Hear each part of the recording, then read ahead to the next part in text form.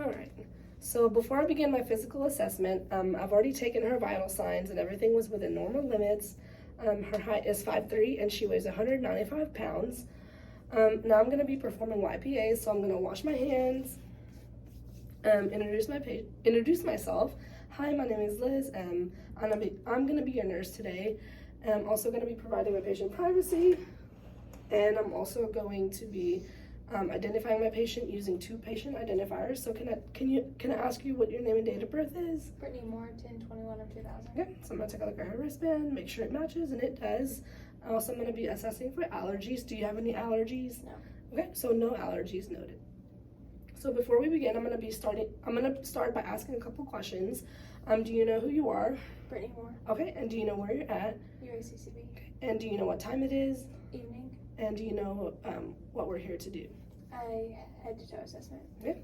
Also, I forgot. Do you know what a head to toe assessment is? Are you familiar with that? Yes. Okay, so I've already explained my procedure as well. And so now we are going to, all right, so I guess we're gonna go ahead and get started. Her level of consciousness, she's alert oriented ×4. And before we walked in, I noticed that her gait and balance was smooth and that there were no involuntary movements. And as I'm looking at her sitting, her posture, she's sitting erect in the chair, her arms are on her lap, excuse me. And I noticed that her facial expression, she's cooperative. Her mood and affect, she cooperates pleasantly and is willing to answer questions. Also with her facial expressions, she's willing to answer questions appropriately. And so, yeah. And now we're gonna be, I noticed that her clothing, it was appropriate for the climate prior to the physical assessment, and now it is appropriate for the situation. She appears to be neat and clean in appearance. So now we're going to take a look at the overall skin assessment, and as I'm looking at her, I see that there are no edemas or thickening to the palms of her hands and soles of her feet.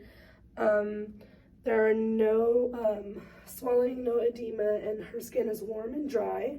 I'm also going to be assessing for turgor. So, all right, her turgor is intact.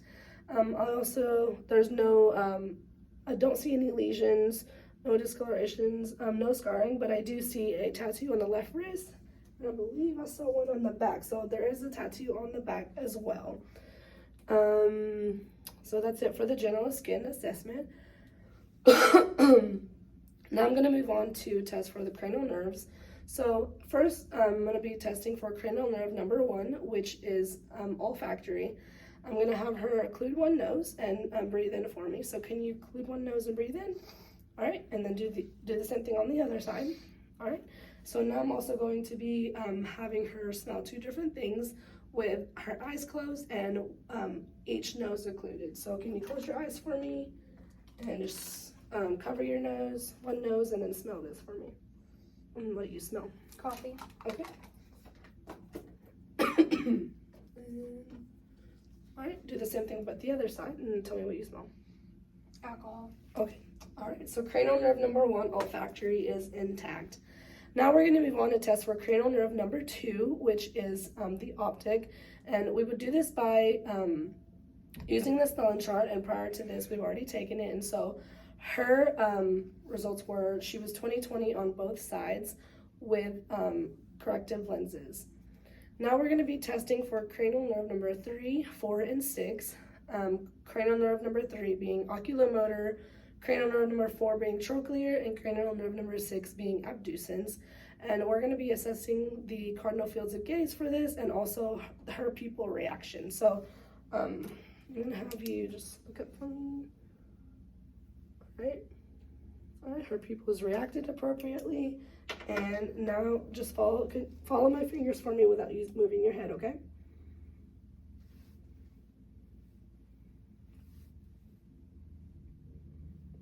Okay, so those cranial nerves cranial nerve number 3, 4, and 6 were intact. Now I'm going to move on to test for cranial nerve number 5, which is trigeminal. And for this, I'm going to have you just close your eyes and let me know when you feel the cotton ball, okay? So just let me know when you feel. Now. Now. Now. Now. Now. Okay, so for that one is intact, and now act like you're eating a Big Mac for me. Okay, so cranial nerve number 5, trigeminal, is intact. Now I'm going to move on to test for cranial nerve number 7, and for this one, I'm going to have her basically just, I'm going to have her close her eyes tightly for me. Can you close your eyes tightly? Okay. Can you frown? And can you smile? And also, can you open your mouth and stick your tongue out? And look. Okay, so she had adequate saliva, so her cranial nerve number 7 facial is intact. Now we're going to move on to test for cranial nerve number 8, which is acoustic. So I'm going to have her occlude one ear. I'm going to occlude one ear and whisper at the other ear. And she's basically going to ask her to repeat the word back to me. So. Airplane. Okay. Pencil. Okay. All right. And so cranial nerve number 8, acoustic, is intact. So now I'm going to move on to test for cranial nerve number 9, which is glossopharyngeal. And this would be called the gag reflex, and we're not going to do that today, and so that would be intact. Now I'm going to move on to test for cranial nerve number 9, glossopharyngeal, and cranial nerve number 10, which would be vagus. And so for this one, I'm just going to have her do a swallow test. So if you could swallow that for me. Okay. Cranial nerve number 9, glossopharyngeal, and cranial nerve number 10, vagus, is intact. Now we're going to move on to test for cranial nerve number 11, which is accessory. So if you could just lift your shoulders up for me. All right, so she was able to pull both shoulders up against resistance, and so that cranial nerve number 11, accessory, is intact. Now I'm going to move on to test for cranial nerve number 12, which is hypoglossal. And so can you stick your tongue out for me? All right. I don't see any abnormal movements or fasciculations noted. So that cranial nerve number 12 is intact. Now I'm going to move on to the head and the face. And as I'm looking at her head is normocephalic with correct alignment. Her facial features are symmetrical. As I'm looking at her hair, it is blonde. It is evenly distributed. It is fine. And as I'm inspecting her hair, I don't see any nits or inhabitants. Maybe some mild scaling, but other than that, everything's there. And so now I'm going to be palpating, and let me know if you feel any tenderness, okay? I'm going to be palpating for any nodules or lesions or masses. Do you feel any pain there? No. No? Okay. So no pain or tenderness noted, and I did not feel any lesions, no masses, no nodules noted for the scalp as well. And I'm also going to be palpating your frontal and maxillary sinus, so just let me know if you feel any pain there as well, okay? Do you feel any pain there? No. Any pain there? No. Okay, so her frontal and maxillary sinuses, there were no tenderness noted there as well.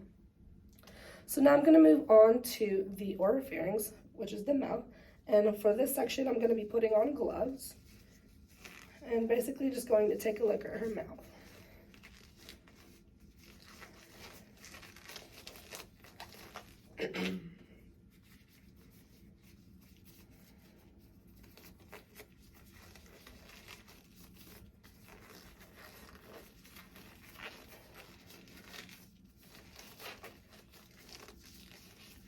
Okay.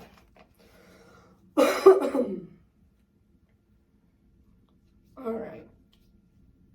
Okay. So as I'm looking at her lips, I see that it is pink. There's no cracking. There's moisture present. I don't see any masses or any lesions. I'm gonna take a look at the inside of your mouth. If you could open your mouth for me. Okay.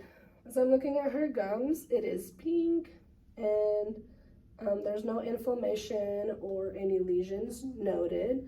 I'm also going to take a look at her tongue. Can you stick your tongue out just a little bit for me? And I'm also going to be using a gauze to check her for any nodules in her tongue, so.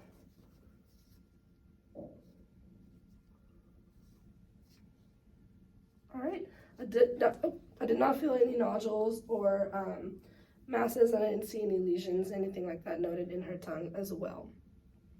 And so now we are going, I'm also going to take a look at her buccal mucosa. I don't think I did that one yet. So I notice it is pink and it is smooth. There's no inflammation as well. And also, can you smell for me? Look at her teeth. It is straight and white. I don't see any caries, malocclusions. No, there's not. I don't see any fillings either, so none of that noted. So now I'm going to move on to the eyes. And as I'm looking at her eyes, I see that her there's no drooping, no discolorations or masses on the eye, and I don't see any lesions. Her eyelashes are evenly distributed. Her sclera is white. Her conjunctiva is, it is clear. Her iris is, it is equal, it is round, and it is also evenly colored. Also, I'm going to be palpating her lacrimal duct, so let me know if you feel any pain there. Do you feel any pain there? No. Okay, so no pain or tenderness noted in the lacrimal ducts. So now I'm going to be assessing for the direct light reflex and the consensual light reflex, so if you could just look for me. All right, and consensual light. Okay, on this side. Okay, so her eyes for both were went from a 4 to a 2, and so both are also intact. I'm also going to have you look at the wall behind me and then just follow my pen light. Okay, all right, so her pupils constricted from a 4 to a 2 as well, and so her perola is intact, which is pupils are equal, round, reactive to light and accommodation. Also going to be taking a look at her nose, and so for her nose, I see that it is midline, it is proportionate. Can you look up for me? All right, I don't see any septal deviation or lesions. I don't see any nodules, no exudate or drainage noted as well. So now we're going to move on to the ear. So as I'm looking at her ear, let's see. It is symmetrical and it's got appropriate alignment. And I'm also going to take a look at the inner canal for any drainage or swelling or exudate. Okay, I don't see any drainage or exudate inside of the ear. Now I'm going to be palpating the auricle and the tragus for any pain or tenderness. So just let me know if you feel any pain or tenderness, okay? Do you feel any pain or tenderness there? No. No? Okay, I'm going to move on this way.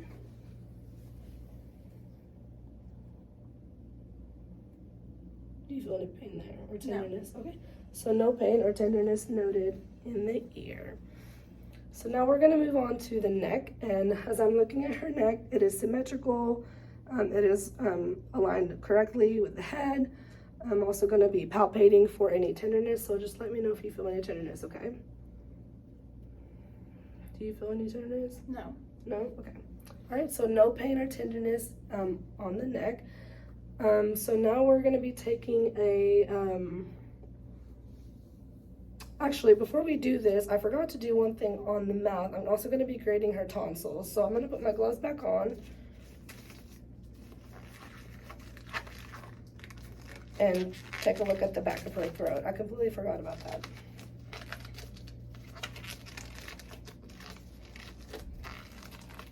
Oh, I can put this on.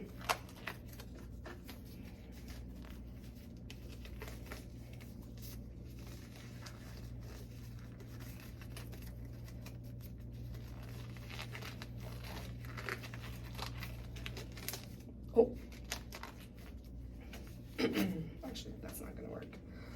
we're just gonna put another one on.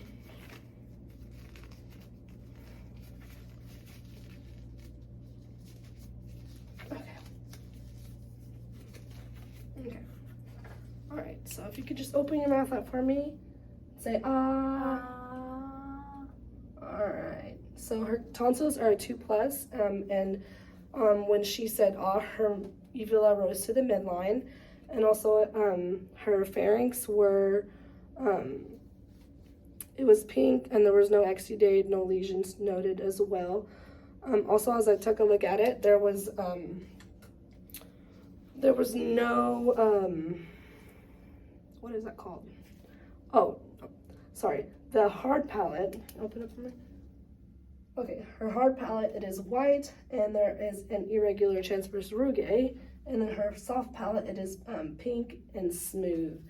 And so that should be it for the mouth, and then we'll move on back to the neck.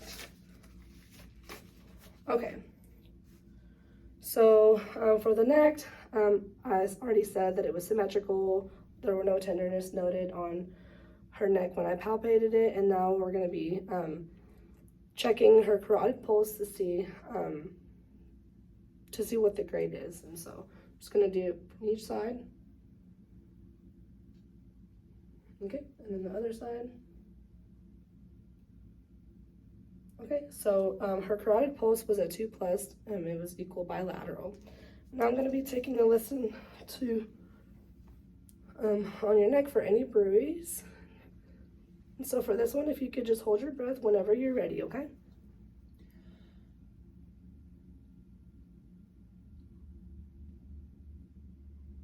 Okay, do that for me, and just whenever you're ready, we'll move on to the next one.